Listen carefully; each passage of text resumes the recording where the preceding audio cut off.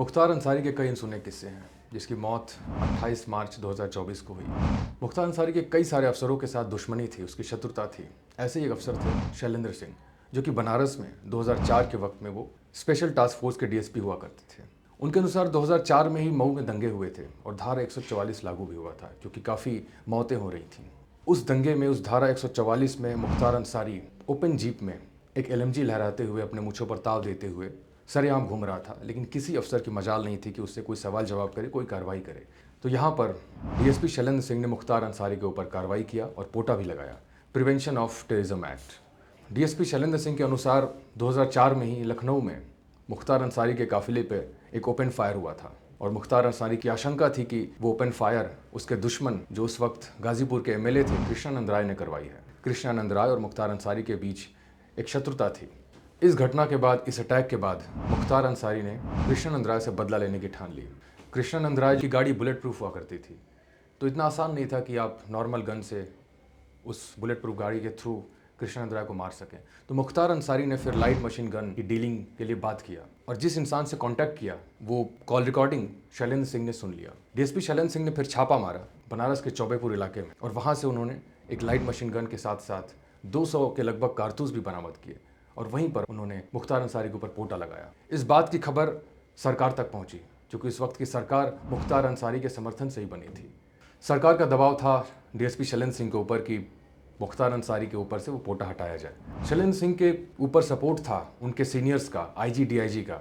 तो सरकार ने सबसे पहले उन आईजी डीआईजीज और एसपी को वहाँ से तबादला कर दिया उनका, और फिर दबाव आने लगा उससे बड़े अफसर्स का। तो सरकार और बड़े अफसरों के काफ़ी दबाव के बावजूद भी डीएसपी शैलेंद्र सिंह ने मुख्तार अंसारी के ऊपर से पोटा नहीं हटाया, तो शैलेंद्र सिंह के ऊपर एक केस दर्ज किया गया।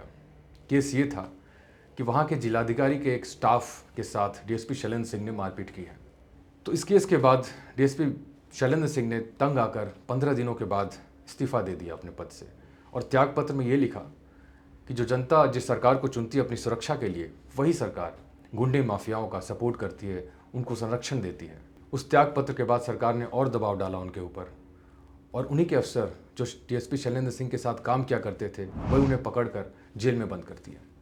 डीएसपी शैलेंद्र सिंह का जो अंदेशा था वही हुआ। 2005 में एमएलए कृष्णानंद राय एक कार्यक्रम के बाद वो कहीं जा रहे थे, वापस लौट रहे थे अपने घर, बल्कि अपने समर्थकों के साथ एक गाड़ी में, लगभग 7 लोग थे एक ही गाड़ी में। वो जाते हुए सामने से गाड़ी आ रही थी, तो कृष्णानंद राय ने अपने ड्राइवर को बोला कि गाड़ी वहीं रोक दो, इसको आगे जो सामने गाड़ी आ रही है उसको जाने दो। तो गाड़ी रोकने के बाद वो गाड़ी पास करने के बजाय वो गाड़ी सामने रुक जाती है और उस गाड़ी से उतरते हैं कुछ माफिया, कुछ गुंडे, एलएमजी के साथ साथ और भी कई हथियार लेकर उतरते हैं और कृष्णानंद राय की गाड़ी पर लगभग 400 से ज़्यादा बुलेट फायरिंग होती है।